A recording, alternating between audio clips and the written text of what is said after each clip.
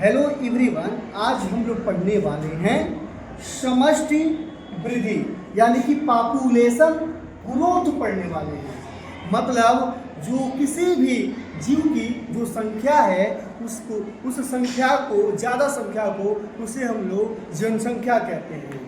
ठीक है, संख्या उसे कहते हैं जिसे हम लोग काउंट कर पाए 1 2 3 4 5। लेकिन ज़्यादा संख्या है तो उसे हम एक साथ जनसंख्या का नाम दे देते हैं। जैसे मनुष्य का जनसंख्या, ठीक है, जैसे चींटियों की जनसंख्या, उसी तरह यहाँ पर ये समष्टि का मतलब होता है जनसंख्या। ठीक है, और वृद्धि का मतलब बढ़ना। जनसंख्या कैसे बढ़ता है ये टॉपिक आपको समझाने वाले हैं। इंग्लिश में पॉपुलेशन ग्रोथ बोलते हैं। ये क्लास 12 का, ठीक है, ये टॉपिक है। आइए समझते हैं। देखिए बच्चों, कोई भी जो जीव होता है वो जन्मता है और मरता है। जैसे मनुष्य जन्म लेता है या मरता है, कोई पक्षी जन्मती है या मरती है, कोई चींटी जन्म लेता है या मरता है। ठीक है, लेकिन जो जनसंख्या है वह, ठीक है, जन्म के और मर नहीं जाता, पूरा खत्म नहीं होता। जनसंख्या कम होता है या ज़्यादा होता है, घटता है और बढ़ता है। किस कारणों से घटता है बढ़ता है आइए समझ लेते हैं। ठीक है, पूरी तरह से जनसंख्या खत्म नहीं होता। देखिए, ये है समष्टि का जनसंख्या। समष्टि जनसंख्या, इसको घनत्व, घनत्व यहाँ पे लिखा गया है। तो ये जो आपको दिखाया जा रहा है, ठीक है, यह यन, ठीक है, इसका ध्यान रखिएगा। यन का मतलब होता है समष्टि की जनसंख्या। जैसे मान लीजिए मनुष्य की जनसंख्या कितनी है, मनुष्य की जनसंख्या किसी क्षेत्र में 100 है। कितना है? 100। मान लीजिए किसी गांव में 100 लोग रहते हैं। तो आइए समझ लेते हैं। साथ ही साथ थोड़ा सा यहाँ पे हम देखेंगे, इसको हम आई से एक फार्मूले के तहत दर्शा देते हैं। इसको हम लोग डी से फार्मूले के तहत दर्शाएंगे। इसको हम बी से फार्मूले के तहत दर्शाएंगे और इसको कैपिटल ई से फार्मूले के तहत हम इसको दर्शाएंगे। ठीक है, समष्टि की जनसंख्या कितनी है? 100। ठीक है, अब देखिए एक साल के अंदर, मतलब पिछले साल या 2024 अगर इस समय चल रहा है तो 2024 में, ठीक है, जनसंख्या कितनी थी? 100 थी। 2024 में ही, ठीक है, जन्म दर भी तो वहाँ हुआ है। तो मान लीजिए कितने लोग जन्मे हैं? मान लीजिए एक साल के अंदर 2024 में 20 लोगों का जन्म हुआ है।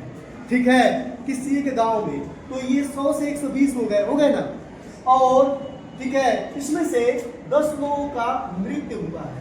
ठीक है, ये प्लस लगाए, इसमें बढ़ जाएगा, तो ये माइनस लगाए, ये घट जाएगा। मतलब ये जनसंख्या 100 है, 100 में ये 20 को ऐड कर देंगे, 120 हो जाएगा। और माइनस कितना कर देंगे? 10 कर देंगे। 10 लोग मर गए हैं 2024 में। ठीक है, समझ में आ गया ना? तो इस तरह कितना हो गया? 110 हुआ ना।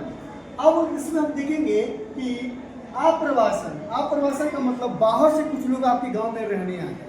तो कितने लोग रहने आ गए? मान लीजिए 2024 में 10 लोग आ गए रहने के लिए और 5 लोग छोड़ के इस गांव से दूसरे गांव में बस गए, छोड़ के चले गए। तो इसको भी इसमें जोड़ेंगे, इसको घटाएंगे। देखिए, इसको ऐड कर लेंगे, 100 और 120 और ये 10, 130 और घटा देंगे कितना? ये मर गए 10 और छोड़ के 5 लोग चले गए, 15 घटा देंगे। 130 में से 15 घटा देंगे तो 115। कितनी वृद्धि हुई? 15 लोगों की वृद्धि हुई है। ठीक है, 2024 में एक साल के दौरान। समझ में आ गया? आइए देखते हैं। देखिए, ये जो यन का मतलब होता है, ये समष्टि का जनसंख्या 100। यन यहाँ पे लिखा गया है तो मतलब समष्टि का घनत्व। घनत्व मतलब 100 लोग हैं। समझ में आ गया? टी का मतलब होता है टाइम। टी का मतलब टाइम।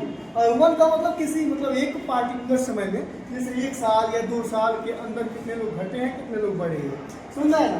तो मान लीजिए ये जनसंख्या है और ये समय है 1 साल, मतलब 2024 ही। समझ में गया? इसको यहाँ लगाएगा यन का मतलब जो जनसंख्या 100 है, जिसमें से बर्थ रेट, ये बर्थ रेट यहाँ देखेंगे, ये बर्थ रेट और इमाइग्रेशन। इमाइग्रेशन, आई का मतलब होता है इमाइग्रेशन, आप्रवासन। आप्रवासन का मतलब लोग आए हैं। तो ये 100 था और बर्थ रेट कितना हुआ? 20 और इमाइग्रेशन कितने लोग हुए हैं? 10। कितने हो गए? 130। यही हो गए 130। अब इसमें से माइनस कर देना है किसको? डेथ। कितने लोग मर गए और कितने लोग? इमाइग्रेशन का मतलब ठीक है, छोड़ के चले गए, यानी कि उत्प्रवास छोड़ के चले गए, तो कितने लोग, 10 और 5 15 लोग, ठीक है, माइनस कर देंगे कितना, 15, कितना बचेगा, 115। ये आपका आंसर होगा। किसी भी सेमेस्टर के वृद्धि को आप इस तरह पता लगा के बता सकते हैं कि एक साल के दौरान चींटियों की जनसंख्या कैसे कम हुई है, कैसे बढ़ी है, या मनुष्य की जनसंख्या कैसे घटी है, कैसे बढ़ी है। मतलब जनसंख्या कभी नहीं बढ़ता, बस उसमें लोग मरते हैं, जिसकी वजह से जनसंख्या ज़्यादा या कम होता है। जैसे कोरोना में ज़्यादा लोग मरे तो हमारी जनसंख्या घटी है कोरोना में, ऐसा समझ में, और इस समय बढ़ती जा रही है। तो ये डिपेंड करता है मृत्यु दर पे, और ठीक है इमाइग्रेशन पे ये घटाएगा, और बर्थ रेट और आप्रवासन मतलब कहीं से चले आए लोग, बर्थ रेट का मतलब जन्म हुआ लोगों का, तो ये बढ़ाएगा। इस तरह ये समष्टि की वृद्धि आप वृद्धि समझ गए होंगे। आई होप ऐसे ही टॉपिक संबंधित वीडियो को देखने के लिए हमारे channel biology by Miraj sir को सब्सक्राइब करें और इस वीडियो को लाइक करें। आज के लिए बस इतना ही, धन्यवाद।